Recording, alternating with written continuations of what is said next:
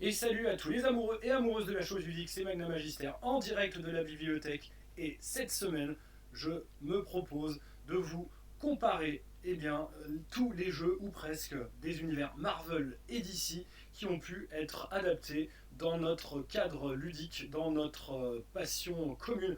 Je veux parler évidemment du jeu de rôle. Donc là, je suis entouré évidemment de partout de livres que j'ai donc extraits de ma bibliothèque pour vous montrer tous les jeux, ou presque. Il y en a quand même 8 majeurs que je vais vous présenter aujourd'hui, qui donc ont fait l'objet, en tout cas, d'un jeu tiré donc soit de l'univers Marvel, soit de l'univers DC. Il y en a 4 de chaque d'ailleurs.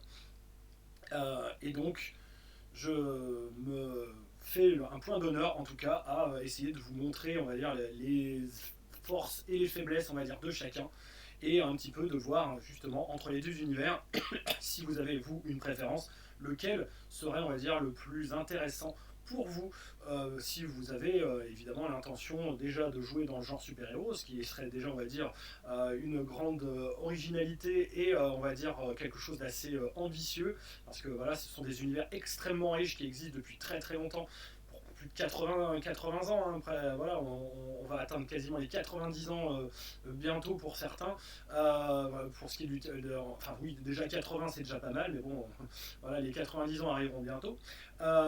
Pour ce qui est en tout cas de l'existence de tous ces univers.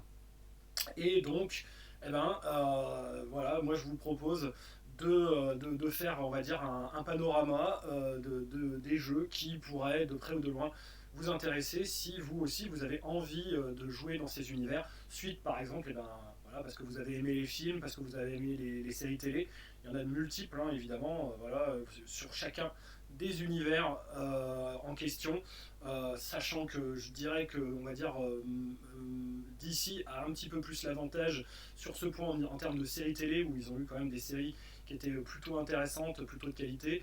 Là où Marvel, lui, est beaucoup plus fort, on va dire, je dirais, sur les adaptations filmiques, même s'ils ont eu aussi des séries télé extrêmement intéressantes, et on a eu, on va dire, parmi elles, vraiment quelques petites pépites qui étaient vraiment d'un grand intérêt et qui était très divertissante en tout cas, et qui développait l'univers d'une manière très, très satisfaisante. Donc voilà, moi je vous laisse faire votre choix par rapport à ce que je vais vous présenter, vous proposer, à savoir que évidemment j'ai mes petites préférences, et je devrais dire que d'une certaine manière mes jeux préférés sont quasiment, on va dire, dans mon univers préféré, et ça c'est bien de le voir, mais il y a quand même des choses très intéressantes à voir dans chaque univers et chaque, on va dire, adaptation ou portage qui a été fait dans au sein, comment dire, en tout cas du jeu de rôle. Voilà. Donc, eh bien, à tout seigneur, tout honneur, je commence déjà par mon préféré, évidemment. Je veux parler de DC Heroes. Bon, j'ai fait une vidéo complète, donc je ne referai pas, on va dire, une description détaillée de DC Heroes. Ceci, évidemment, est la deuxième édition, qui est parue en 89. La première édition, décidément je vais y arriver, c'est celle-ci, donc voilà, sortie elle donc c'était en 85, pardon, juste avant justement la Crisis en 86. On était juste avant les événements. Donc des boîtes de jeux extrêmement complètes, avec donc des livrets, des cartes de personnages, etc. etc. Donc voilà, plein de livrets qui présentent donc un système de jeu. Le système de jeu DC Heroes, c'est un système à base de D10 qui propose de comparer en fait une valeur active, une valeur passive, une valeur d'attaque, une valeur de défense, pour ainsi dire, donc que ce soit un attribut ou un pouvoir. On obtient un nombre, et on va devoir faire évidemment supérieur ou égal à ce nombre, et puis on fait supérieur à ce nombre puisque les jets sont ouverts, donc voilà, il suffit de faire un double en fait pour avoir le droit de relancer. Plus on va faire des colonnes de décalage, et ce qui va après sur une deuxième table qui est une table avec l'effet comparé, on va dire, à la valeur de résistance, voilà, ou d'opposition, en tout cas de comment pourrait-on dire, la valeur en tout cas d'encaissement d'une certaine manière, ou la valeur de défense tout simplement.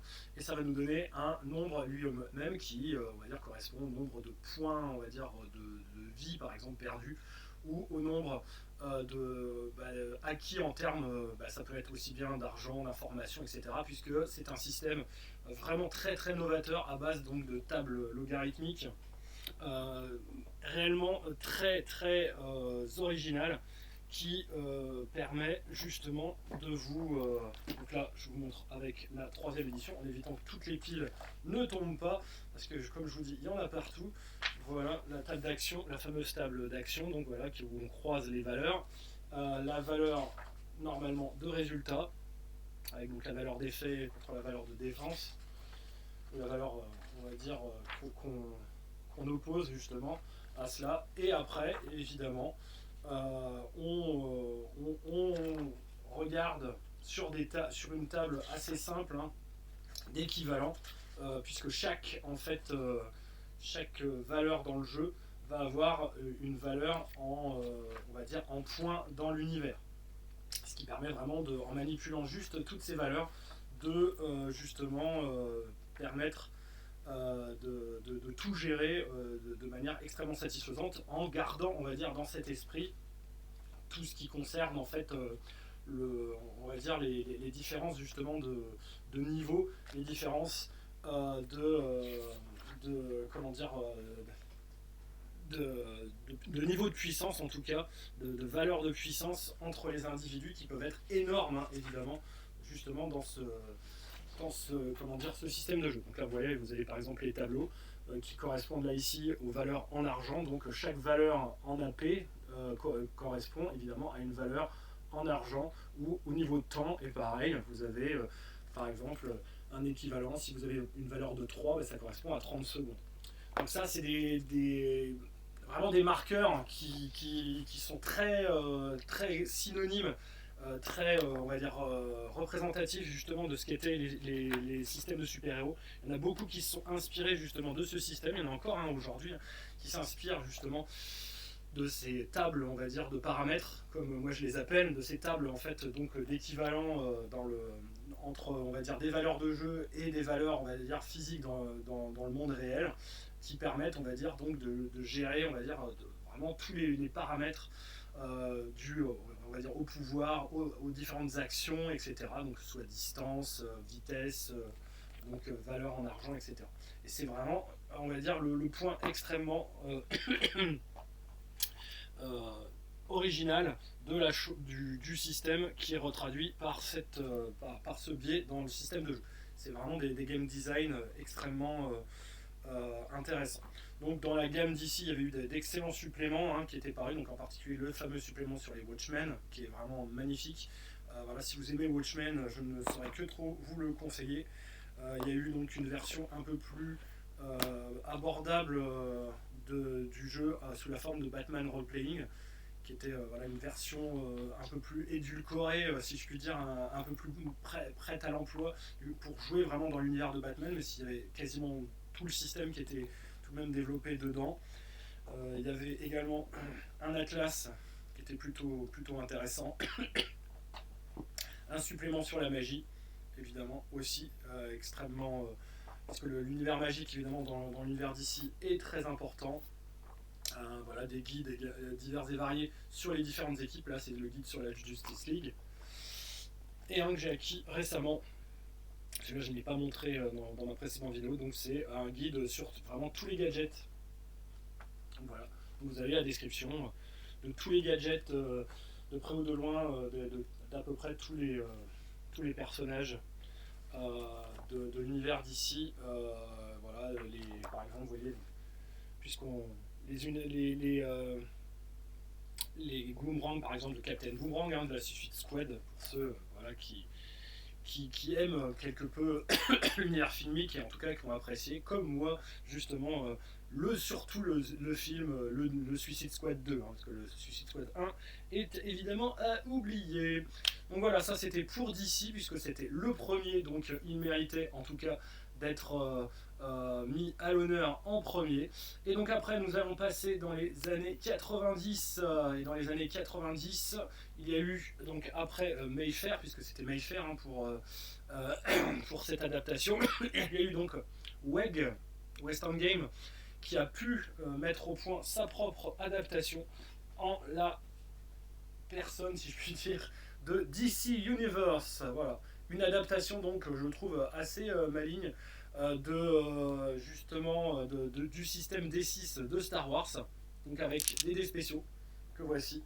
Voilà, donc c'est des dés tout simplement à 6 faces, avec des faces 4 faces Superman et 2 faces Darkseid. Donc voilà, face Darkseid, face Superman. Donc évidemment, et un dé Joker, le fameux Wild Eye, qui est lui un dé noir, qui est très spécifique justement à la version, à la deuxième édition justement de cette mouture en système D6. Donc voilà, on a un bouquin donc de 250 pages à peu près, tout en couleur noir et blanc, avec de très très belles illustrations. Là franchement, on est plus dans les illustrations des années 90 et on commence à avoir des choses vraiment très sympas en termes de design graphique. On est déjà un petit peu mieux que ce qu'on pouvait avoir, parce que c'est très marqué années 80 quand même dans DC, même si les illustrations étaient tout de même plutôt pas mal fichues. Et donc, tout simplement, vous allez avoir, alors là je vais vous montrer par rapport au roster assez classique, donc je vais aller chercher par exemple dans le livre de Gotham City justement les valeurs par exemple de Batman, si j'arrive à les trouver assez rapidement. De toute façon j'aurais pu trouver à peu près n'importe qui d'autre, hein. Voilà, Batgirl, Robin, Huntress, Robin, Nightwing, Oracle, Batman, voilà. Donc là vous avez Batman avec ses caractères, donc qui sont définis par des attributs et compétences vraiment de la même manière, hein, vous voyez, que dans le système Star Wars D6. Voilà, donc avec des attributs que sont réflexe, coordination, physique, knowledge, savoir, perception, présence, des avantages, évidemment donc des points de vie, des points de personne, des points de body en fait, hein, c'est des points de corps, des points de personnage, des points de vilainie, des points de héros évidemment, les valeurs de défense classiques. Et donc on a évidemment l'attribut et sa valeur de compétence en regard qui dépendent de cet attribut, et possiblement les valeurs aussi des spécialités. Donc c'est toujours un certain nombre de dés à lancer. Alors bon, Batman évidemment, lui en acrobatie par exemple, il va lancer 10 dés. Et donc on va non pas on va dire additionner, puisque là c'est des valeurs, c'est pas des valeurs faciales, hein, c'est des valeurs symboles. Mais donc si vous êtes sur des dés classiques, vous n'allez compter les succès que sur les 3 jusqu'à 6. Voilà, et donc les 1 et les 2 sont des échecs. Ce qui veut donc dire que vous avez quand même sur chaque dé quand même une belle perspective de pouvoir réussir votre action, puisque voilà, concrètement ça correspond juste à un tiers d'échec, ce qui est pas énorme, ou 2 tiers de succès si vous préférez. Et donc vous comptez le nombre de succès, et donc on compare évidemment, on fait des oppositions par rapport au succès ennemi, et on a des résultats spéciaux qui peuvent advenir évidemment avec ce Wild Eye. Donc voilà, en fonction des phases que l'on va faire, donc ça va nous donner soit un succès classique avec les versions Batman, les versions Superman, pardon, un succès spécial sur le symbole de Batman justement, et donc on a le symbole Darkseid, qui est un symbole évidemment on va dire d'échec, et un symbole on va dire d'échec on va dire dramatique, avec justement le symbole du Joker, sachant que le symbole de Batman lui est un succès on va dire un succès également exceptionnel. Voilà. Donc il y a vraiment possibilité de faire quelque chose d'héroïque. Alors ce système-là, moi je ne l'ai pas trop testé, je l'ai testé un petit peu. Franchement, il est, je trouve moi en tout cas, surtout appréciable par la qualité de ses suppléments. Il y a eu vraiment pas mal de choses. À l'emploi comme ça, on va dire, pour ce qui est des situations de jeu, de la résolution du système de jeu, il n'est pas bien compliqué. Par contre, pour ce qui est de la création de personnages, c'est un petit peu technique, un petit peu ardu, hein, quand même. On a l'impression comme ça que c'est... Mais surtout, c'est les paramétrages des pouvoirs. Évidemment, il y a énormément de pouvoirs, et pour bien choisir ses pouvoirs et les acheter, il faut vraiment bien dépenser ses dés. Il faut vraiment, on va dire, se creuser la tête.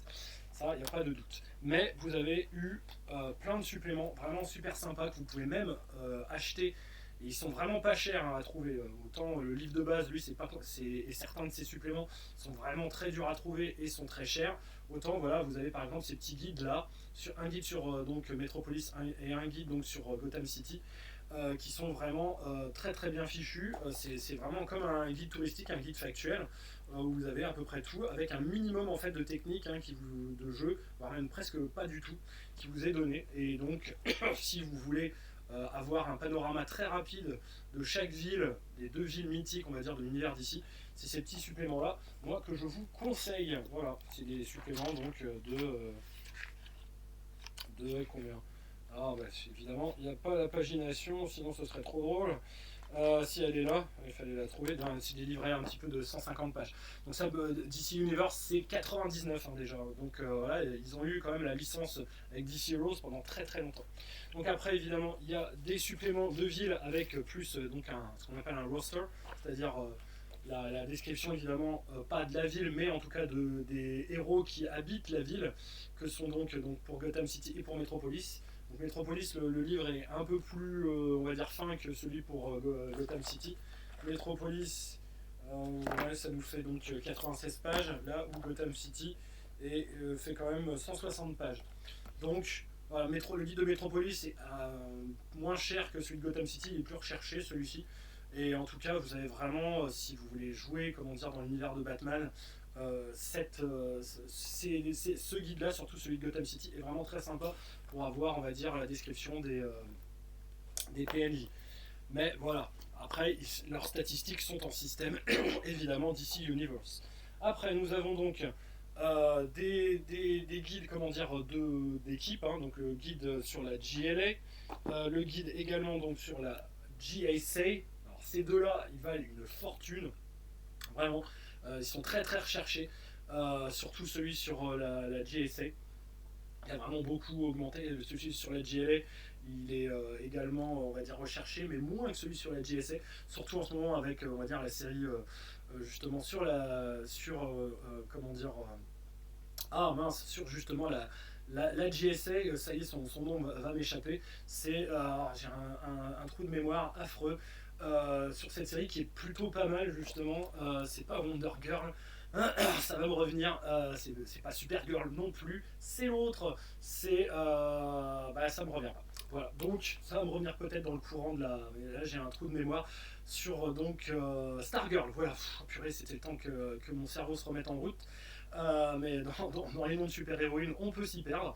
Donc ce guide-là, donc pour la GLA, ça c'est si vous aimez vraiment beaucoup cette équipe à travers les films ou à travers l'animé aussi, qui est très très bon, l'animé justement sur la Justice League et la JSA. Donc si la série Stargirl vous a intéressé, sachant que Stargirl a un petit peu, on va dire, quelque peu mes faveurs. Je trouve que voilà, la première saison m'avait bien botté, la deuxième un petit peu moins, mais c'était plutôt voilà, il y avait de l'idée, on va dire.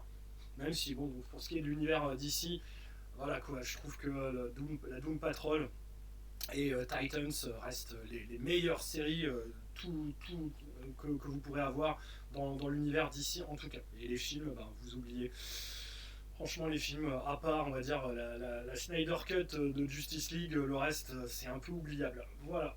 Donc, un guide également sur la magie. Ils ont toujours fait un guide sur, justement, l'univers magique. Ça, c'était obligatoire, donc avec des précisions sur la cosmologie, la cosmogonie de l'univers d'ici. Et un guide, évidemment, aussi de directives sur les super pouvoirs. Donc ça, c'était pas un supplément extrêmement, on va dire, indispensable, mais qui permet, on va dire, d'en savoir un petit peu plus, en tout cas, sur la manière dont fonctionnent les pouvoirs. C'est pas, on va dire, une mince affaire. Il y avait eu également aussi un écran, mais l'écran était pas terriblement beau, faut quand même être clair. On va dire qu'il était fonctionnel. Voilà. Écran 3 volets, format paysage, avec plein de tableaux partout. Bon, ça c'est assez classique, mais ce qui était plus intéressant, c'était qu'il était accompagné d'un narrator's book, voilà, avec donc normalement dedans il y avait, je crois, un scénario. Ouais, il y avait comment dire, une chronologie de l'univers d'ici, les nouveaux avantages, désavantages, évidemment, et un scénario en effet. Je crois que c'est bien un scénario. ou c'est juste des lieux. Non, ils vous présentaient juste des lieux comment dire des lieux comment de utilisables justement dans vos scénarios, des lieux typiques et des précisions sur les pouvoirs, sur les effets l'introduction évidemment des cartes d'effets dramatiques et des conseils pour créer ces aventures.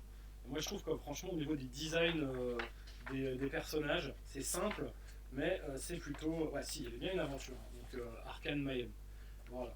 Il y avait bien une petite aventure à la fin du livret, donc qui était un livret à peu près ouais, c'est 80 pages, un petit peu moins. Ouais, c'est ça, 80 pages. Je ne disais pas de bêtises.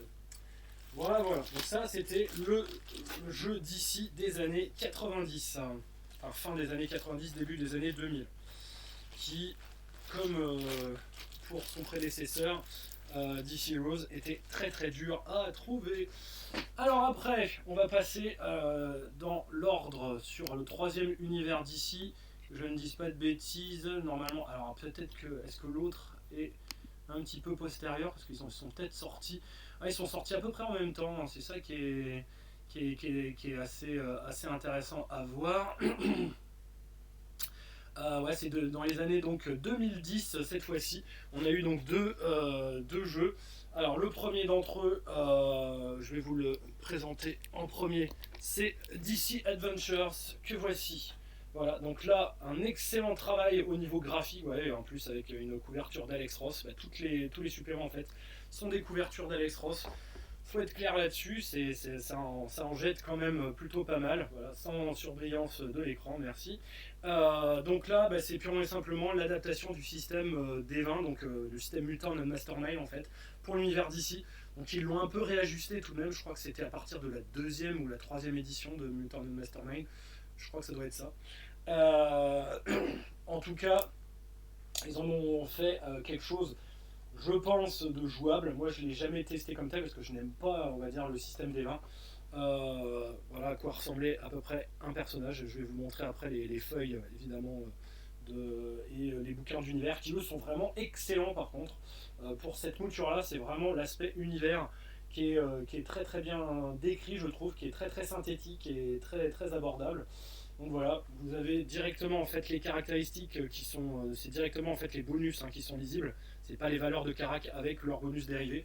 Non, puisque comme évidemment on est dans un monde où les différences de caractéristiques peuvent être vraiment énormes, donc on a directement en fait le bonus qui est exprimé. Donc on a bel et bien les caractéristiques, donc là il y en a 8 par contre, il y en a un peu plus, ce sont donc Strength, Agility, Fighting, Awareness, Stamina, Dexterity, Intellect et Presence, avec un bonus d'initiative de manière classique, des bonus évidemment pour les attaques, etc. Les défenses qui correspondent, on va dire, donc au jet de sauvegarde d'une certaine manière, etc., etc. La description des pouvoirs avec leurs effets particuliers, donc c'est ça qui fait vraiment la grosse différence avec le système des mains et qui fait, on va dire, que le système, on va dire, Mutant Mastermind, en tout cas adapté là, à son, quand même, on va dire, son petit intérêt, c'est que justement ils ont réussi à bien adapter les pouvoirs et les capacités à un système qui, en termes, on va dire, de variance statistique est quand même assez faiblard. Parce que c'est toujours, on va dire, des 20 plus multiples bonus à ajouter. Là, on va dire, à travers les pouvoirs, ils peuvent, on va dire, renverser quelque peu la balance et faire en sorte que, on va dire, il y ait plus de potentialité que seulement, on va dire, une variance de 1 à 20, quoi. Voilà, qui sinon, on va dire, ça reste un système qui est linéaire et fermé en termes on va dire, de stats. C'est ça qui pose problème, c'est que voilà, pour un jeu de super-héros, il faut un système ouvert le plus possible, ou alors vraiment qui présente une très très grande différence de potentialité, donc qui soit au minimum voilà, logarithmique, si ce n'est exponentielle. Je m'explique, franchement, le système de super-héros, évidemment, le but c'est de faire justement côtoyer dans un même univers, et surtout dans l'univers DC et Marvel, des personnages qui vont être, on va dire, des personnages de la rue, voilà, comme par exemple Batman, jusqu'à des personnages cosmiques, comme par exemple justement l'Anti-Monitor ou d'autres choses. Et dans l'univers Marvel, c'est pareil, vous allez aller donc vraiment du héros de la rue, on va dire, avec des pouvoirs quand même assez forts mais assez limités, comme Daredevil, pour aller jusqu'à voilà, Galactus. Donc il faut quand même, voilà, faut quand même gérer les deux extrêmes. Alors, au niveau des suppléments, pour ce qui est ce jeu donc, qui est paru en 2010, il y a eu d'excellents suppléments. Donc le premier d'entre eux, le DC Adventure Universe. Pas facile à trouver, pas cher, ça je peux vous le dire, avec une magnifique couverture d'Alex Ross encore. Voilà. Donc là, si vous voulez vraiment une description de l'univers d'ici, plutôt synthétique en 220 pages de manière vraiment très synthétique en tout cas et très claire et abordable, je vous la propose. Voilà, donc par exemple les valeurs de Kilowog, qui est un membre de la Green Lantern Corp. Avec toute, donc il y a des caractères quand même malgré tout de quelques PNJ, mais il y a surtout du background, donc à la fois l'historique et on va dire c'est à la fois c'est un peu comme justement un atlas géographique. Donc il y a à la fois l'histoire de l'univers et la description de tous les lieux importants. Donc c'est l'atlas que je vous avais montré de DC Universe pour DC Heroes, mais là cette version-là quand même est de loin, je pense, largement supérieure. Et donc après, évidemment, les deux le suppléments majeurs, toujours avec les couvertures d'Alex Ross, voilà, le supplément sur les héros et sur les vilains. Donc là, vous avez la description, purement et simplement, de tous les héros majeurs, vraiment fiche par fiche de l'univers. Donc voilà, par exemple, les caractéristiques de Catwoman.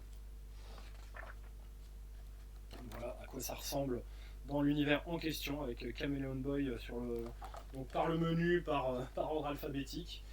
Captain Atom, Blue Beetle, donc voilà, Black Canary par exemple. On a une illustration quand même de Black Canary. Ah ouais, quand même, parce que ça serait quand même dommage de ne pas avoir une illustration de Black Canary. Voilà, avec donc toutes leurs statistiques, leur background, vraiment très très complet. Black Adam, Batman évidemment, voilà, avec ses caracs complètes. Oh, il n'a que un plus 14 en fighting, c'est étonnant.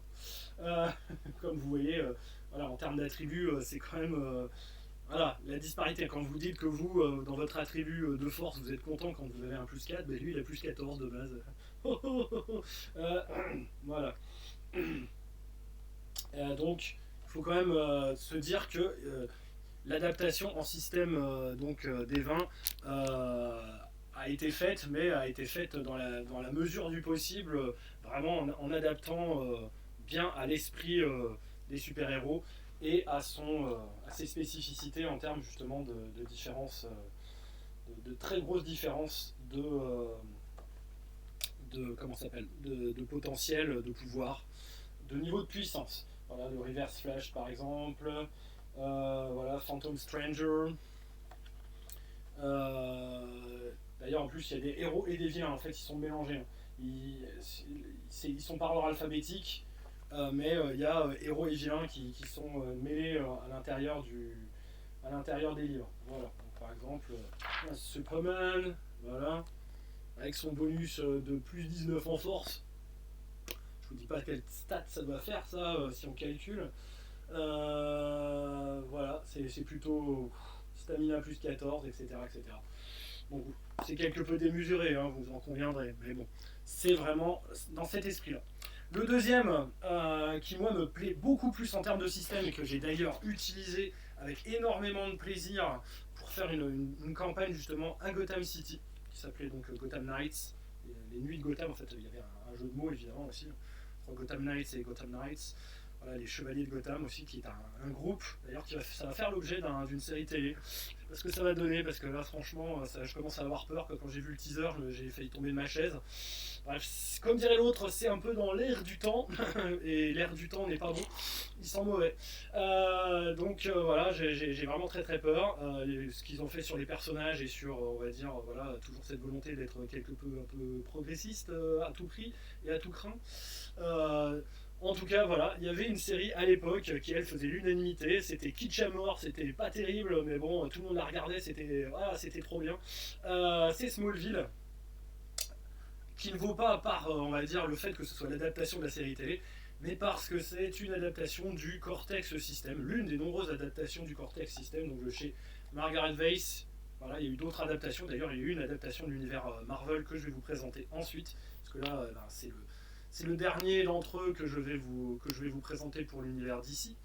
Et donc, en 2010, nous avons eu le droit à ceci, un corpus de règles vraiment extrêmement intéressant qui vous permet, voilà, à partir donc, de ce système avec donc, les dés qui vont du D4 au D12 pour exprimer les potentialités évidemment de chacun et surtout l'intérêt, et ça c'est à travers la feuille de personnage que l'on peut le voir, c'est de présenter les personnages non pas on va dire par rapport à leurs caractéristiques physiques, mais plutôt, on va dire, par rapport à leur relation et à l'intention dans laquelle ils vont faire leur action. C'est quand même beaucoup plus intéressant. Donc les valeurs, en quelque sorte, donc, sont duty, le devoir, glory, la gloire, justice, la justice, love, l'amour, power, le pouvoir, ou voilà, la volonté de pouvoir, oui, et truth, la vérité. Donc, quand ils vont accomplir une action, ils vont le faire déjà avec une intention. L'intention, on va dire, donc, par exemple, de gagner de la gloire, de faire valoir la justice, la vérité, etc., etc. Et ils vont faire valoir également leurs relations. Donc, ils vont avoir des relations en fait avec des PNJ qui vont, de près ou de loin, savoir si oui ou non ça va leur permettre de réussir justement leur action. Après, donc, il y a des assets aussi qu'on peut mettre on va dire, qu'on peut activer, des extras aussi, des lieux qui vont pouvoir nous donner également des dés. Et donc, chaque élément va vous permettre d'obtenir donc des dés. Il faut les activer aussi parfois avec donc des, comment dire, des points. En fait, des points de comment on les appelle déjà, c'est les points les points de drama en fait. Hein. Si mes souvenirs sont bons, ils ont plusieurs noms donc parfois je peux peut-être m'égarer ou confondre comment dire avec mais bon ça revient à ça, hein, c'est des points d'action en fait. Hein. Puis on a simplement des points narratifs en quelque sorte. C'est le même système dans donc, Marvel Heroic Role Playing Game. Où là c'est carrément c'est des points de fatalité, hein, c'est des doom points. Et donc, vous assemblez, comment dire, donc de 2 minimum jusqu'à, on va dire, 3-4 dés, et vous allez garder, en fait, les 2 meilleurs, normalement. Oui, c'est ça dans cette mouture-là, parce que en fonction des moutures, ça change, hein, évidemment. Et vous allez devoir, évidemment, faire le plus possible pour battre, on va dire, un facteur de difficulté. Et si vous battez par rapport à l'opposition ou à la difficulté, comment dire, qui vous est donnée, de 5, vous faites un succès total. Et vous pouvez, on va dire, en une seule action, on va dire, voilà, vaincre votre ennemi. Donc voilà, ce système, moi, je l'ai vraiment beaucoup aimé. Donc pareil, les valeurs, comment dire, de dégâts entre guillemets sont vraiment exprimées en donc ces 5 jauges que sont donc la jauge de peur, de colère, de fatigue, d'insécurité et vraiment de blessure. Et donc ça s'est exprimé sous la forme d'une valeur de dé également quand vous avez atteint l'un de ces états en fonction évidemment voilà, du dé d'effet aussi que vous allez faire. Alors ça c'est plus dans le système Marvel héroïque, mais il y a toujours un dé en fait qui fait normalement office de valeur d'effet pour justement déterminer quel est l'effet, l'intensité de l'action. En dehors du fait que vous faites un succès critique parce que vous avez dépassé la difficulté donc de 5, ça je m'en souviens, c'est bel et bien ça, hein, dans ce système là, c'est un système où concrètement si vraiment vous faites une réussite majeure, vous pouvez en fait techniquement voilà, faire sortir en quelque sorte le PNJ de la scène, vous l'avez vaincu et donc il est hors combat pour le reste de la scène. Voilà. Donc c'est simple, il y a les caracs évidemment d'à peu près tout le monde, voilà, par exemple Lana Lang, tous les personnages évidemment sont décrits, voilà, avec Kara Kent aussi, donc la première mouture de Supergirl dans la série en question, Jimmy Olsen dans cette version Smallville. Je rappelle hein, depuis que la série Smallville fait partie donc, du Arrowverse, hein, ce qui a eu justement le Superman justement de Smallville qui est apparu dans la série, donc là c'était dans des épisodes croisés de Supergirl, Legend of Tomorrow, etc., etc., pendant la Crisis. Donc là on nous décrit évidemment En plus du système de jeu, toutes les, une partie en fait des saisons, hein, et des épisodes justement de la série, il y a eu pour ce système-là en tout cas euh, euh, deux suppléments que sont donc le High School Yearbook. Donc là c'est pour jouer on va dire à l'époque du lycée. Et donc voilà, avec comme une sorte de livre de description en fait, comme ils ont aux États-Unis avec ce who's who en fait des élèves année par année, donc le yearbook. Bah, ils ont fait un supplément en fait qui décrit justement les épisodes des saisons de la série, en plus de celles qui étaient, qui étaient déjà dans le livre de base. Donc c'est les saisons suivantes, plus on va dire donc des caracs évidemment de PNJ divers et variés. Et il y a un autre supplément qui lui est beaucoup plus intéressant, qui est donc comment c'est le Watchtower Report, où donc là vous avez pareil aussi un supplément donc du nom justement de la tour de garde en quelque sorte de la Justice League qui se forme en fait donc dans Smallville dans je sais plus quelle saison, parce que là je suis vraiment pas un spécialiste de la série Smallville, hein. J'en ai regardé quelques épisodes et les tout premiers épisodes en plus des premières saisons m'ont un peu déçu, voire même gonflé. Donc j'ai très vite abandonné. J'en ai regardé un peu d'autres pour voir ce que ça donnait, mais bon, ça m'a jamais vraiment plus que ça attiré. Mais malgré tout, voilà, vous avez des suppléments qui vous permettent de revivre la série si tel est votre intérêt. Vous avez des caracs quand même de PNJ que vous pouvez récupérer qui peuvent vous servir si vous-même voulez jouer dans l'univers d'ici sans le contexte de Smallville. Mais bon, le but quand même, c'est de jouer dans l'esprit d'une série télé où on joue beaucoup sur les interactions entre les personnages, à savoir que aussi le système propose, et c'était l'un de ses points également intéressants, en plus de son système de résolution très original par rapport aux motivations des actions, la relation map qui va être utilisée beaucoup après dans beaucoup de jeux. Donc on fait un tableau en fait de relations entre les PNJ au départ pour justement créer du drama, créer on va dire des interactions et créer du jeu en fait justement par rapport à tout cela. Donc là on était vraiment dans un autre esprit. C'est du super-héros, mais du super-héros, on va dire, vraiment très particulier dans la mesure où on s'attache à être plus dans l'émulation on va dire, ouais, d'une série télé que d'un comics, où les autres, eux, s'attachent plus, ceux que je vous ai présentés avant, dans l'univers d'ici, à retraduire évidemment l'esprit des comics. Voilà. Donc, on va passer maintenant aux univers, justement, aux univers, pardon. Décidément, je suis perdu dans mes bouquins tellement il y en a partout. Aux univers Marvel. Alors, Marvel, il y a déjà, on va dire, le grand ancien, le seul, l'unique, le vrai, le beau. Le lait aussi, voilà.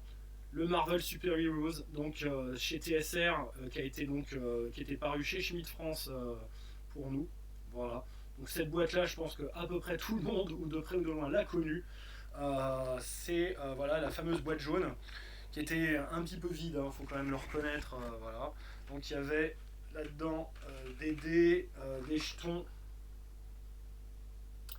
et des livrets. Donc il y avait un livret de règles, un livret de combat et un scénario, le jour d'Octopus. Donc voilà, donc c'était vraiment très très très très très succinct, c'était vraiment une boîte d'initiation, hein.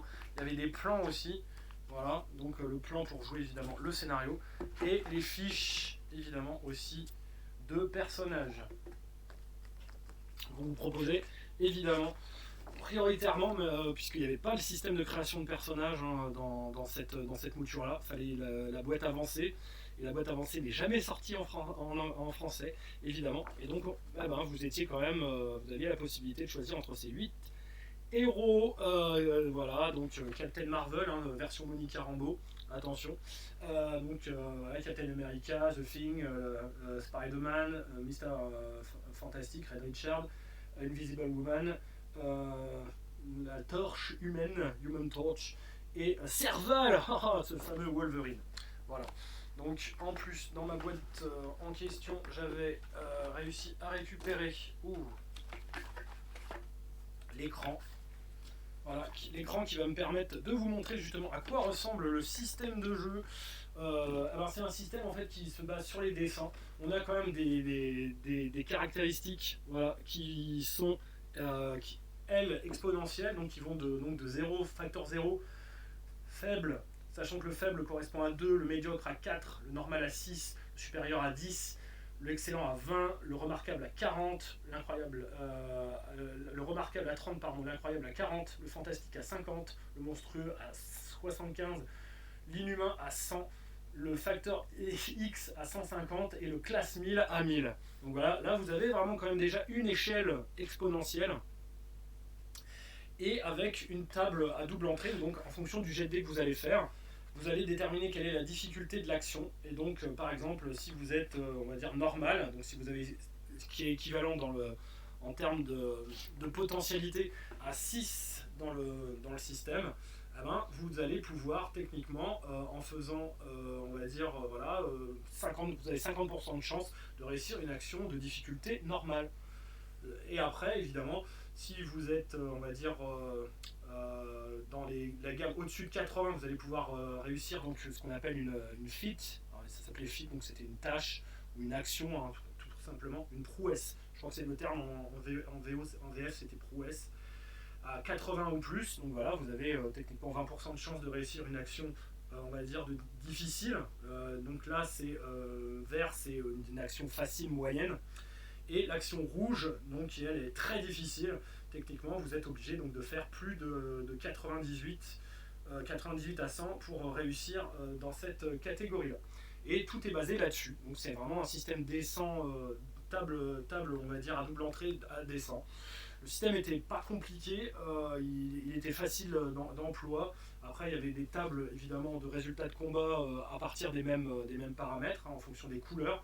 Et ça donnait en fait des effets, évidemment. Voilà. Donc par exemple en corps à corps, en bagarre, on avait taillé, tranché, voilà, manqué, touché, étourdi, tué. Voilà. Donc tous ces résultats-là étaient prévus dans les règles. Et c'était plutôt pas mal. Sauf que malheureusement notre édition française était très incomplète. Enfin de mon point de vue, voilà, on n'avait vraiment que la possibilité de jouer les héros. Il y avait quand même eu pas mal de scénarios qui étaient sortis, donc on pouvait changer, parce qu'il y avait pour chaque scénario des nouveaux super-héros qui étaient proposés pour jouer le scénario. Ils étaient prévus en fait pour être joués dans le scénario, on pouvait les changer, mais il y avait quand même eu des préférences, si je puis dire. Et si on voulait le système complet, eh ben, il fallait cette boîte-là, le Marvel Super Heroes Advanced Set, puisque donc celui qui est le maître du jeu, qu'on appelle le Judge dans cette version, alors là il avait toutes les règles donc pour, dans le Player Handbook par exemple, créer son personnage évidemment. Donc là c'était très aléatoire quand même. On tirait en fait des jets de dessin pour avoir à la fois ses caractéristiques, ses pouvoirs, voilà, il y avait des tableaux à plus savoir comment faire pour voilà, donc c'était vraiment un système de création de personnages complètement aléatoire, faut quand même être clair, avec donc le Judge Book justement avec toutes les règles en fait pour maîtriser une partie. Cette boîte là, franchement, si vous aimez on va dire Marvel, c'est le système je pense le plus simple, le plus abordable et le plus intéressant à mettre en œuvre, en tout cas je pense. On avait un cahier évidemment avec des fiches qui ne sont pas découpées dans ma version. Là je ne les ai pas découpées, donc avec vraiment les designs des personnages version années 80, c'était quand même assez oula, ça piquait les yeux. Donc il y avait aussi bien des méchants que des gentils, comme diraient les amoureux de Candy. Voilà, donc aussi bien donc les Avengers que donc l'Alpha Flight, hein, vous voyez, donc il y a Vindicator, North Star, Puck, etc., etc. Il y en a quand même, voilà. De quoi essayer également faire des petits pions pour aller avec les cartes, etc. Il y avait donc également des maps. Voilà, il y en avait une là, une map assez classique de centre-ville et des dés. Cette version, je suis content parce que les dés 10 pour faire le dessin sont dedans. J'ai eu du bol sur ce point d'avoir une version avec les dés, parce que souvent, comme j'ai toujours dit, c'est les dés qui disparaissent des boîtes de jeu le plus souvent. Alors, au niveau des suppléments qui étaient parus, donc j'en ai Voilà, il y avait des campaign sets donc en boîte ou en gros livret. Ça, il y en a eu pléthore de scénarios. Il y a eu des séries également de scénarios, plus ou moins version. Voilà, il y avait Secret Wars qui avait une thématique à l'époque. Il y avait donc la version, on va dire, Guerre des gangs. Il y avait eu toute une série de scénarios. Il y avait également donc, toutes les intrigues cosmiques, où il y avait eu toute une série de scénarios aussi. Franchement, ils sont trouvables, mais ils sont pas donnés parce que voilà. Et donc moi, j'avais craqué évidemment puisque je suis un grand fan du Doctor Doom pour donc justement le campaign set Doctor Doom avec toute la description de la Latverie et évidemment du château du Doctor Doom, voilà, tout et tout, voilà, avec des cartes évidemment de la Latverie, la carte du château, voilà, c'était quand même bien. Hein, on s'amusait bien à l'époque. Voilà, il y avait normalement des scènes. Là, c'était le livret scénario. Donc voilà, Deeds of Doom, comme il s'appelait. Les créations évidemment du Doctor Doom, Machines of Doom.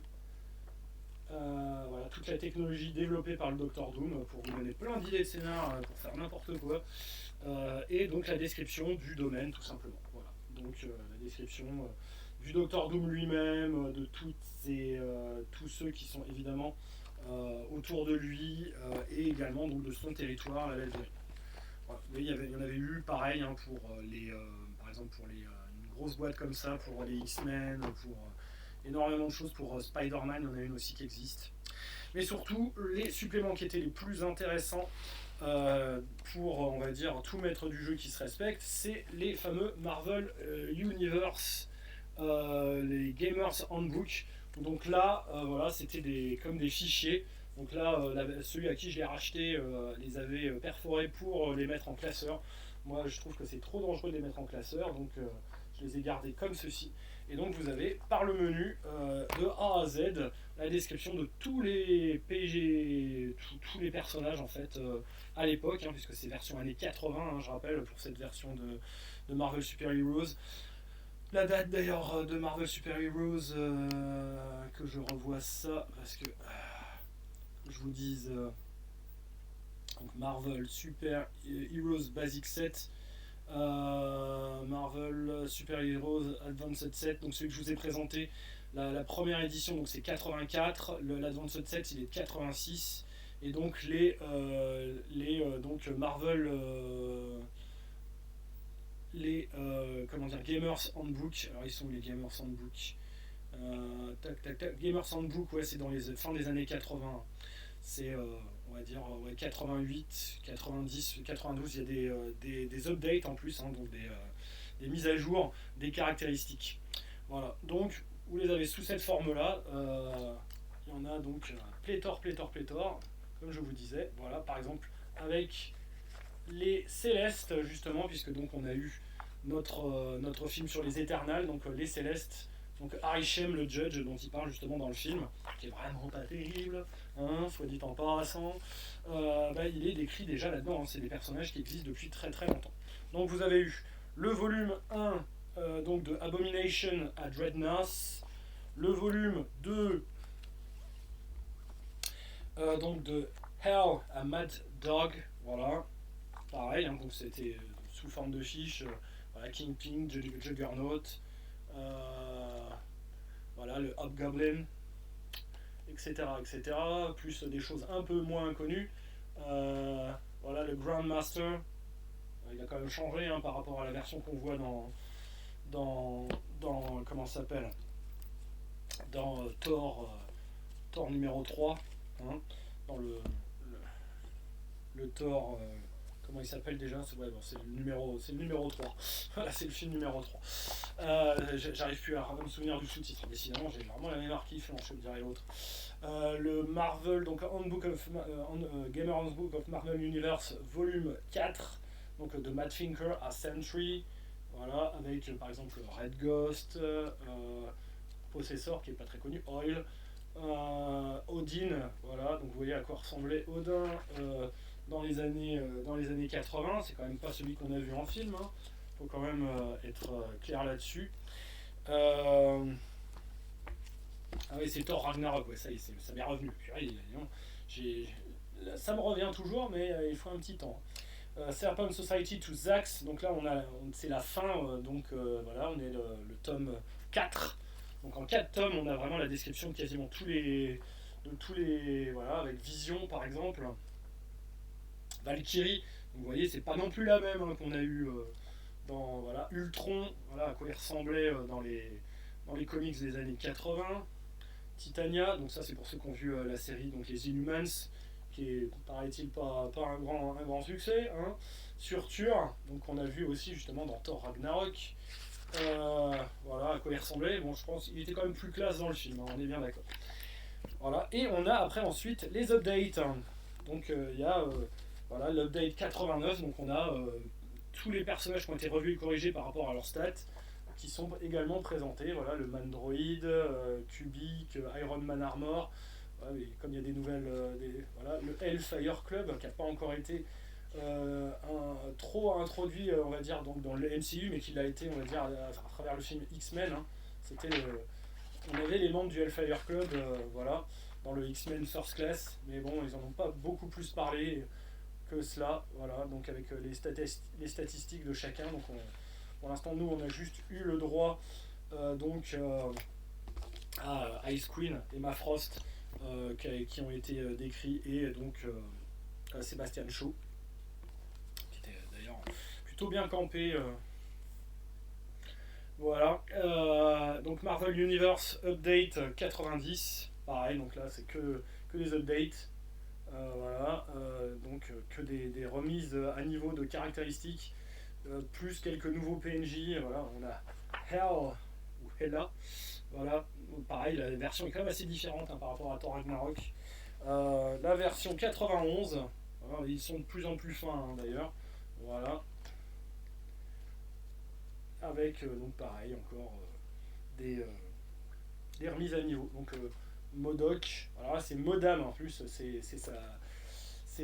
son épouse, parce qu'il y a Modoc et Modam.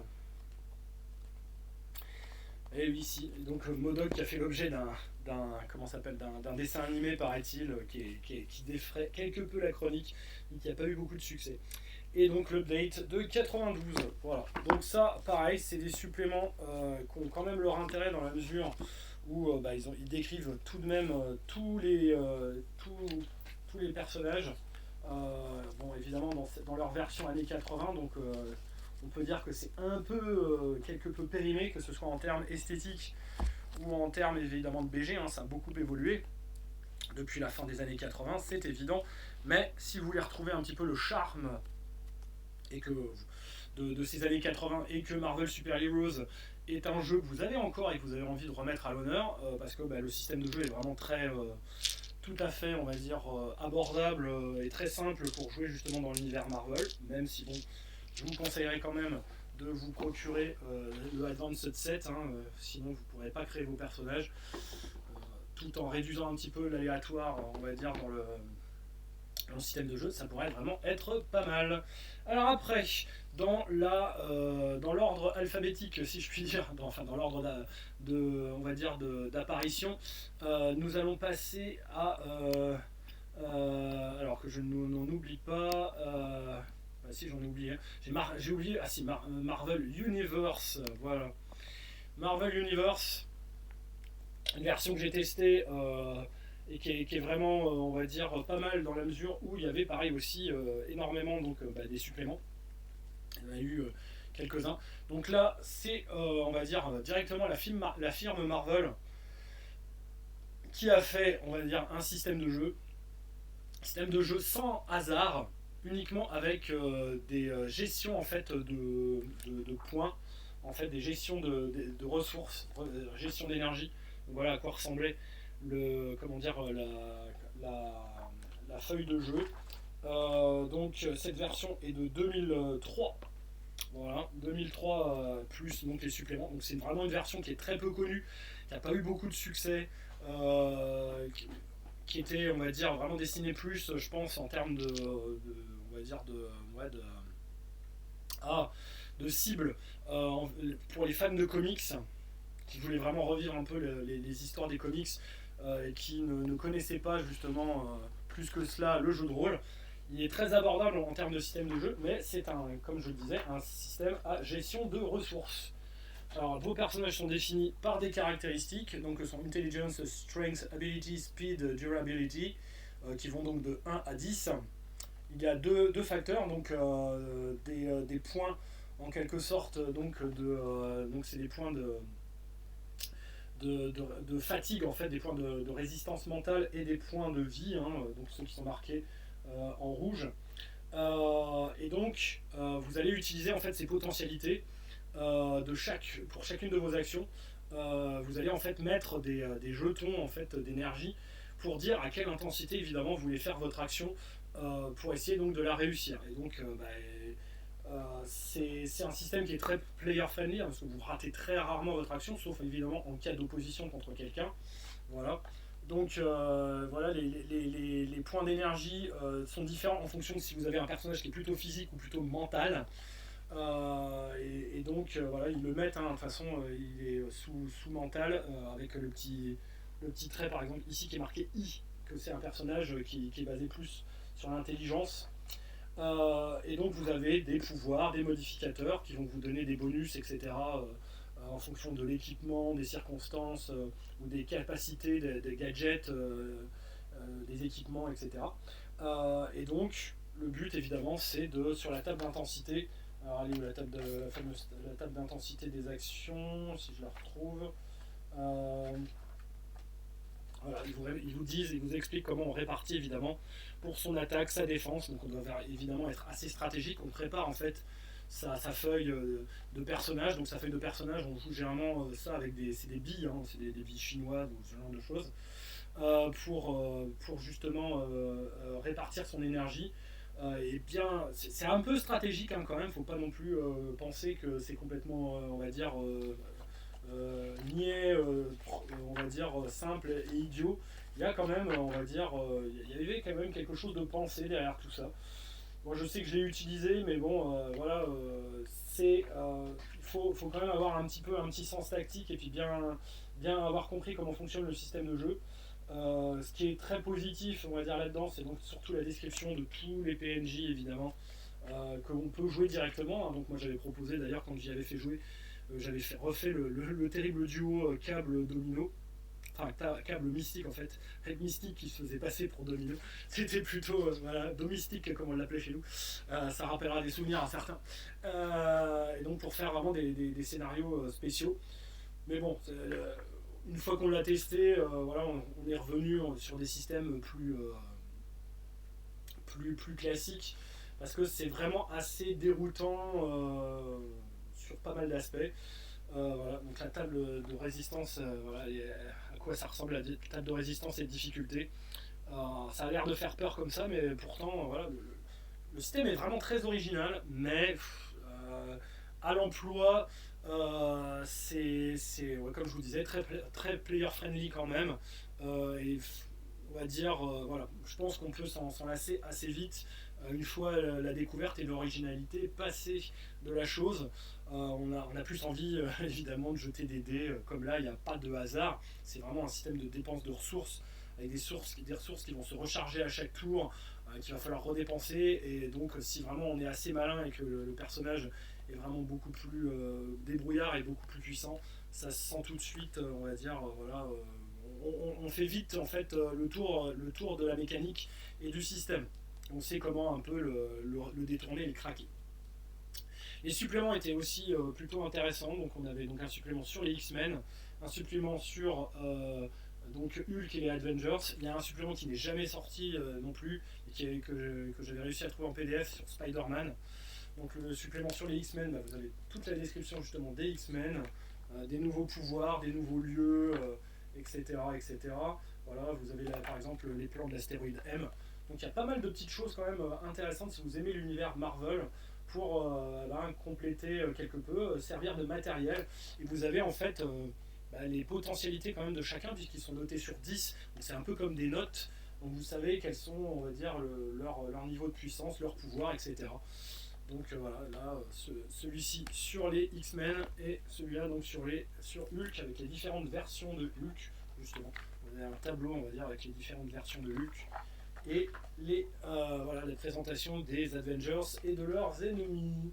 Voilà, il y en a pas mal aussi qui sont décrits. De toute façon, la plupart des jeux de super-héros valent assez souvent par la description justement de tous les PNJ qui sont, on va dire, assez intéressants à regarder pour voilà, dire qui est le plus fort, qui est ceci, qui est cela.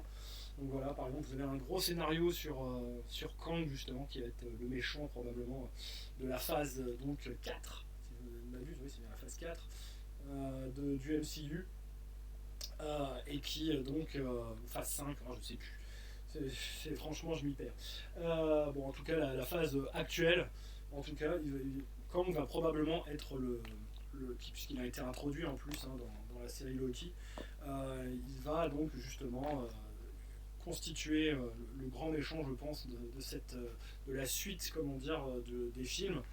Et ben là, il y a des informations évidemment dans ces suppléments. Voilà. Donc, après, il y en a un que j'ai oublié, ah bah oui, évidemment, au niveau chronologique, c'est le Marvel Super Heroes Adventure Game, et que je vous ai déjà un petit peu présenté, qui lui, donc, c'est fin 99. Donc là, Marvel Universe, c'était, donc, comme je vous disais, 2003. Il est où? Il est là. Donc là, je vous l'ai déjà présenté, celui-ci, je ne vais pas faire, on va dire, trop redite. Donc ça, c'est en système saga, donc ça se joue avec des cartes. Donc c'est vraiment, voilà, donc système avec des cartes, où donc il faut, donc on a une main de cartes, il faut associer évidemment à l'action la bonne couleur, en fonction évidemment de si c'est une action physique, mentale, etc. Ce qui permet de relancer une nouvelle carte et donc d'avoir, on va dire, les valeurs évidemment qui vont s'ajouter pour battre une difficulté. C'est pas compliqué, on va dire, et c'est plutôt bien vu. Donc voilà, ça se présentait, comme je vous l'avais dit, sous la forme d'un livre de règles et d'un livre, on va dire, de présentation encore des PNJ, donc le fameux roster book, voilà, dont on peut être assez friand. Il y avait eu énormément aussi de suppléments. Donc là, pareil, c'est TSR qui avait fait paraître, ils avaient encore la licence Marvel, donc ils avaient abandonné Marvel Super Heroes pour cette version en système saga qui avait été au départ développé pour donc Dragonlance, The Fifth Age. Donc voilà, avec par exemple un guide de l'univers Marvel. Donc celui-là, pareil, si vous voulez un guide vraiment synthétique pour l'univers Marvel, je vous le conseille parce qu'il est sans stats. Il est pas très compliqué à trouver, il est pas cher et vous avez une vision synthétique, bon par contre années 90 de l'univers Marvel, et ça peut toujours être intéressant si c'est un univers qui vous intéresse. Après donc on a les suppléments de roster, donc voilà celui sur les X-Men, donc un scénario, donc celui sur les Avengers également, et les Thunderbolts, voilà aussi. Donc, je rappelle, les Thunderbolts, c'est l'équipe, on va dire, de méchants qui reprend en fait des costumes, on va dire, de gentils quand les Avengers sont disparus et qui sont donc menés par le Baron Zemo sous on va dire l'apparence, comment dire, de Citizen 5. Voilà, il y a aussi une version avec Norman Osborn sous la forme, on va dire, de Iron Patriot également, donc il y a plusieurs versions de toute façon des Thunderbolts, en fonction des saisons, des périodes, il y a eu, on va dire, plusieurs moutures, mais le concept en tout cas a été repris, et donc de reprendre en fait d'anciens vilains.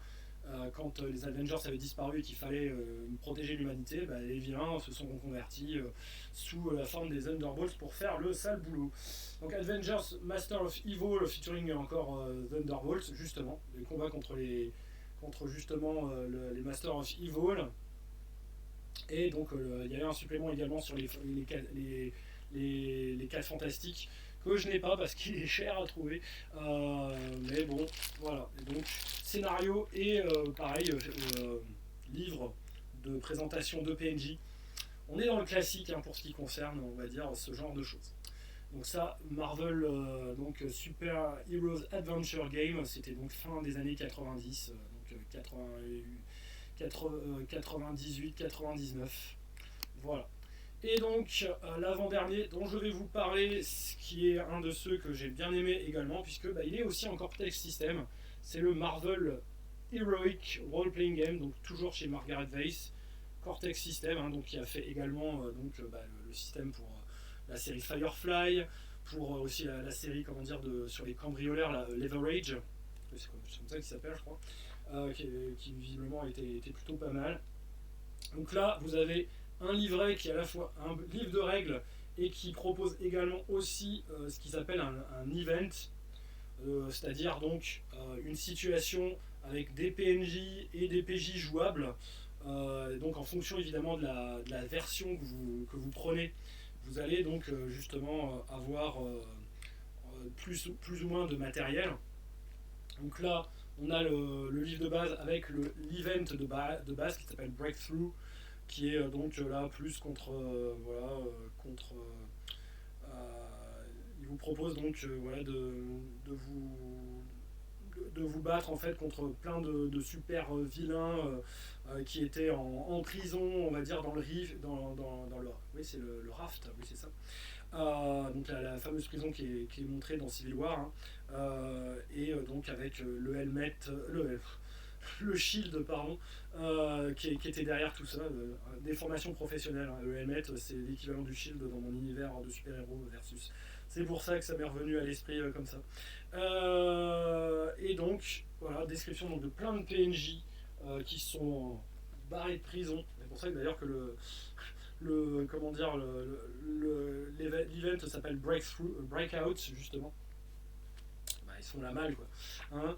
Et vous avez à la fin donc pareil les descriptions de personnages, ce qui me permet de vous parler un petit peu du système de jeu. Donc là on assemble aussi des dés, donc de D4 à D12, donc en fonction de si on travaille en équipe, tout seul ou en duo. Là ça nous donne une certaine intensité de dés. En fonction de sa distinction, donc son titre, voilà, on va se donner un dé aussi. Après, on va se donner un dé, on va dire, au niveau de notre set de pouvoir. Peut-être, on va dire, une spécialité en termes de compétences. On va acheter tous ces dés-là. On garde les deux meilleurs pour essayer de battre une difficulté qui va être fonction, évidemment, du Doom Pool, qui va déterminer en fait la difficulté et l'intensité dramatique de la situation. Donc voilà, le Doom Pool par exemple, il commence à 2d6. Donc on jettera 2d6 pour déterminer la difficulté. En fonction évidemment de l'avancée du scénario, le Doom Pool va augmenter. Il y a des dés qui vont être ajoutés. S'il y a des joueurs qui ont dépensé des points de drama, des Doom Points, en fait, ils vont rajouter des dés dans la difficulté aussi du Doom Pool. Et donc on compare le jet de dés, donc des deux meilleurs dés, à l'opposition. Et il y a un des dés sur les dés lancés qui servira de dé d'effet. Donc là, par contre, j'en suis sûr, c'est bien comme ça que ça marche avec celui-là. C'est bien dans celui-là. Et ce dé d'effet, en fait, correspondra aux dégâts qu'on va infliger, à, on va dire, l'intensité, on va dire, de réussite de l'action. Voilà. Avec de très très belles illustrations à l'intérieur. Là, on est vraiment dans les années 2000. Hein. Le Marvel Heroic Role-Playing, c'est un peu plus de 2000, c'est 2012. Il n'a pas eu, on va dire, une grande espérance de vie, malheureusement, c'est dommage parce qu'il y a eu énormément de choses qui sont parues. Là, donc, on peut créer son personnage soi-même, même si le système est un peu compliqué, je trouve. Et de toute façon, on a des personnages prêts à jouer ici à la fin, donc voilà, qui vous sont proposés. Donc c'est plutôt intéressant, voilà, par exemple Iron Man, etc. etc. À jouer donc dans le contexte. Voilà, ça c'est la version normale du livre de base. Car il y a eu des versions plus ou moins, on va dire, différentes. Donc là par exemple j'ai les deux versions justement de Civil War, dont une c'est celle-là que j'ai ramenée. Non, c'est celle, la version premium, je l'ai ramenée du Japon. J'ai eu de la chance, comment dire, de pouvoir le trouver. Donc ça sert en fait également de livre de règles. Donc il y a toutes les règles en fait qui sont présentées avec un event également qui n'est pas forcément le même justement que celui qui vous est présenté dans le livre de base. Donc là par exemple on a un event qui est plus tourné je crois autour de l'Hydra, hein, celui-ci non c'est contre Doctor Doom. Ouais c'est Civil War. Donc de toute façon on a le contexte donc de la Civil War avec donc la description du shield, etc., etc. Donc là, par contre, oui, il n'y a pas justement la partie règle dans cette version normale, donc Essential Event Book. Donc le but, là, voilà, il faut avoir en fait ce livre-là de règles avec l'event breakout de base et celui-là pour pouvoir jouer, on va dire, l'event Civil War parce qu'il n'y a pas les règles. Voilà. Mais il y a donc une version qui, elle, propose les règles, vous voyez il est plus épais, les règles plus l'événement justement Civil War à la place de l'événement qui est dans celui-ci. J'espère que vous suivez. C'était une sorte de livre, on va dire, premium, hein, comme c'est marqué, un peu une sorte de version collector en fait. Donc on a l'événement justement en question, l'événement Civil War, avec toutes les règles. Donc là, cette version-là, c'est complet, avec, on va dire, une sorte de grand événement prêt à jouer, une sorte de gros bac à sable en fait. Il y a quand même des grands temps forts, des actes, etc. Et il vous propose tous les PNJ et c'est, on va dire, des scènes d'action en fait, des scènes d'interaction avec les PNJ à développer soi-même. Ce qui est plutôt pas mal, hein, je trouve que. Et avec un système comme celui-ci, justement, c'est plutôt intéressant. Mais ça reste donc le Cortex System. Donc là, on n'est plus, on va dire, comme dans Smallville avec donc la relation map et on va dire l'émulation d'une série télévisée. On est plus quand même dans l'esprit comics là, avec vraiment des attributs, une manière, on va dire, c'est plus stratégique en fait, c'est plus tactique, puisque on va essayer de fonctionner en équipe pour se donner, on va dire, des avantages en fonction de la manière dont on peut plus ou moins bien fonctionner ensemble. On va jouer sur sa réputation, on va jouer évidemment sur ses pouvoirs, sur ses spécialités de compétences, etc. etc. Donc voilà, moi je trouve que c'est une version qui est vraiment très intéressante. Si vous arrivez encore à la trouver, je ne peux que vous conseiller, comment dire, justement le Premium Civil War, qui est quand même un événement Marvel extrêmement intéressant. Il y a eu d'autres suppléments qui sont parus uniquement en PDF, donc il y a eu un supplément sur les Runaways. Voilà. Et il y a eu un supplément sur Hulk et Thor en PDF qui sont très facilement trouvables. Il y a donc eu un supplément sur qui lui n'est pas apparu non plus. Voilà, sur Civil War, aussi version X-Men. Donc tiens, les suppléments sont là, hein, les suppléments qui devaient exister mais qui ne sont pas parus. Donc les deux premiers, Civil War, donc en version premium, version essentielle, ils ont existé en version papier, et les trois qui sont en dessous, donc Civil War 50 State Initiative, il n'existe que en version PDF. La version donc Young Avengers Runaways, pareil, que en PDF. Et X-Men, donc c'est un PDF. Et moi je l'ai fait évidemment. Je l'ai sorti, comment dire, et je l'ai fait relier. Voilà, c'était plutôt sympathique. Il y a un supplément aussi sur le gros event Annihilation. Où là, c'est un très très gros bouquin. C'était un premium book qui devait sortir également sur les Gardiens de la Galaxie, Nova Corp, etc. Contre évidemment les menaces galactiques que sont Galactus, etc., etc. Voilà. Donc, celui-là, je ne l'ai pas fait sortir parce que en PDF couleur, ça revenait trop cher à faire imprimer. Donc, pour l'instant, je ne l'ai pas fait. Voilà. Eh ben, je crois que j'ai fini. Je vais juste clore évidemment avec le dernier que j'ai présenté en live il y a très peu de temps, donc le Marvel Multiverse Role-Playing Game. Donc voilà, moi j'avais vu que le cœur du système de jeu était plutôt intéressant, mais c'est vrai que à voir, on va dire la manière dont il voilà, puisque c'est ce qu'ils appellent donc le système 616, donc avec des D6. Donc le principe est simple, on jette 3 D6, on les ajoute pour ajouter donc à un bonus qui est fonction évidemment de son niveau de puissance, de ses pouvoirs, de ses caractéristiques, etc. Pour battre une difficulté. Donc jusque-là, tout a l'air de bien fonctionner, hein, et donc avec des jets de dés évidemment spéciaux. Si on fait des 6, et si on fait évidemment 616, c'est un gros critique. Voilà, donc avec des niveaux en fait de critique, des possibilités de relance en fonction des spécialités, des compétences, etc. Donc ça c'est simple. Sauf que je trouve que à y regarder d'un peu plus près, le système de création de personnages est un peu, ouais, je dirais, un peu fastidieux, il peut peut-être un petit peu faire peur, dans la mesure où donc en fonction de l'archétype qu'on va choisir, on a des tables de modificateurs comme ça, qui ressemblent un petit peu, on va dire, ouais, au tableau de niveau de Donjons et Dragons. Il y a un peu cet esprit-là quand même dedans. C'est pas très très, on va dire, attrayant quoi. Quand on voit comment dire des tableaux comme ça peut peut-être un petit peu faire peur, hein. Pourtant c'est pas super compliqué. C'est juste que le présenter comment dire sous cette forme-là, c'est déjà c'est très daté on va dire et en plus c'est pas très attrayant quoi. Mais bon, il y a des je pense que c'est dommage parce que le cœur du système est pourtant, on va dire, intéressant. Je trouvais que c'était assez original. Voilà, avec les pouvoirs qui sont présentés sous la forme en fait de packs, sous la forme de listes en fait de pouvoirs et donc avec des différentes, une sorte donc d'organigrammes comme ça, un peu pareil que dans Star Wars FFG avec les organigrammes de compétences, avec les arbres de compétences. Il y a pourtant des idées, je pense, qui pourraient être, on va dire, intéressantes. Voilà, avec les caractéristiques une fois qu'on voit, donc une fois qu'ils sont tous en rang, qui va de 1 jusqu'à.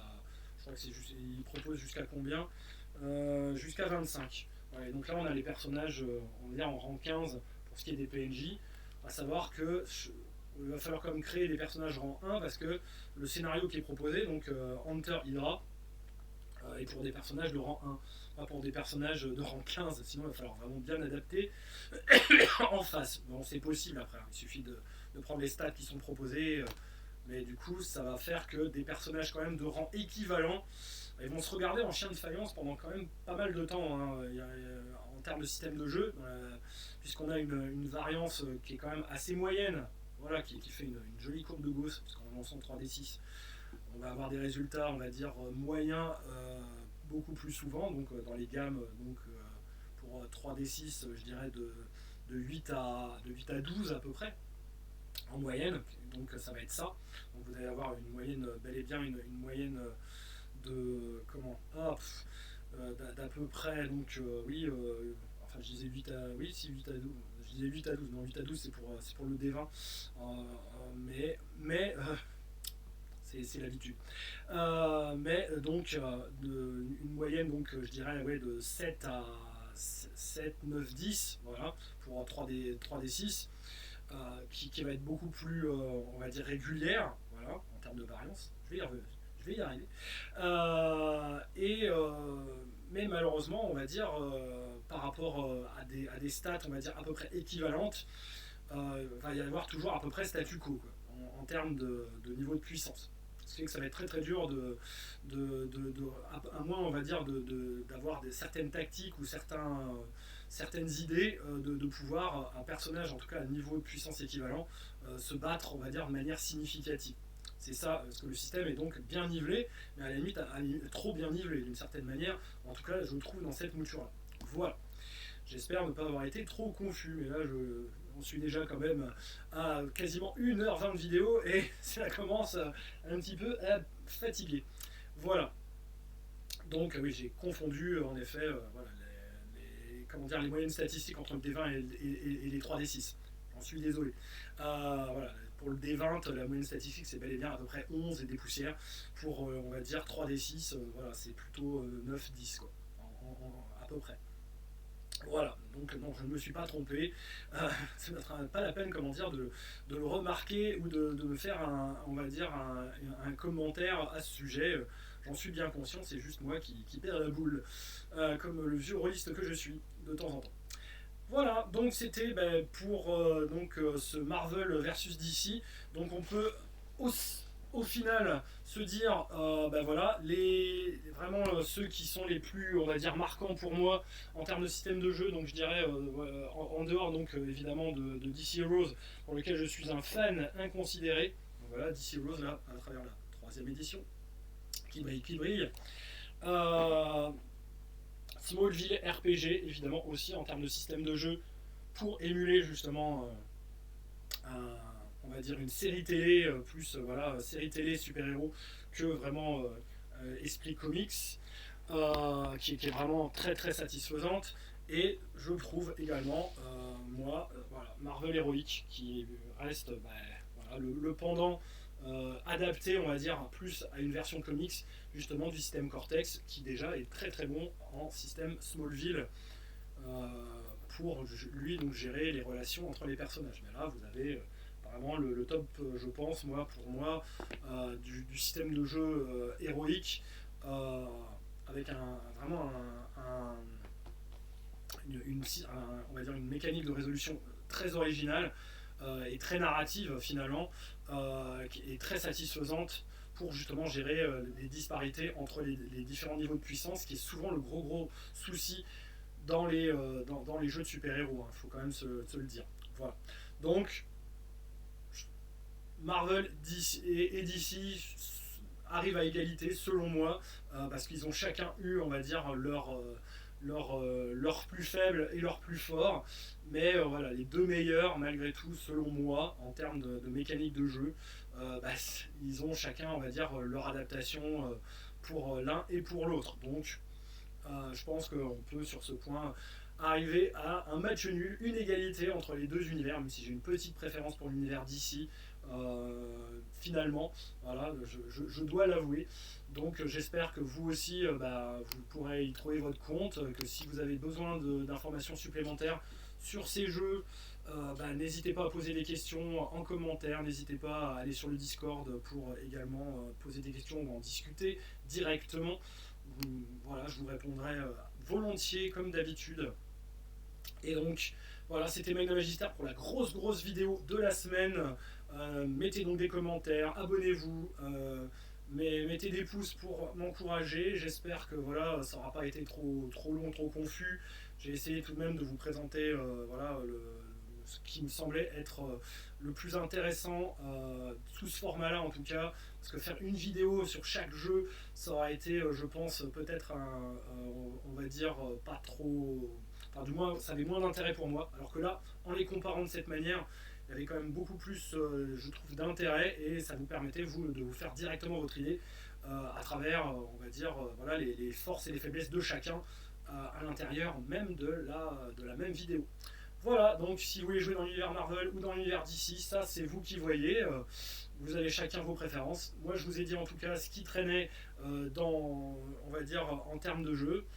Certains jeux très nostalgiques, voilà, comme Marvel Super Heroes, je présume, ou DC Heroes pour ceux qui l'ont connu. Certains jeux moins connus mais qui pourtant proposaient des choses originales. Vous avez un peu de tout, c'est vous qui voyez. Vous n'avez plus qu'à faire votre choix et le bon. Pour ce qui est des systèmes génériques de super-héros, ça fera l'objet d'une autre vidéo plus tard. Mais pour l'instant, voilà, on reste sur un match nul entre Marvel et DC. Et c'était donc Magna Magister pour la première grosse vidéo de la semaine. Je vous dis à bientôt et suivez donc les deuxièmes vidéos, le live et les scénarios express qui viendront toujours dans la semaine. Je vous dis bye bye, à plus tard.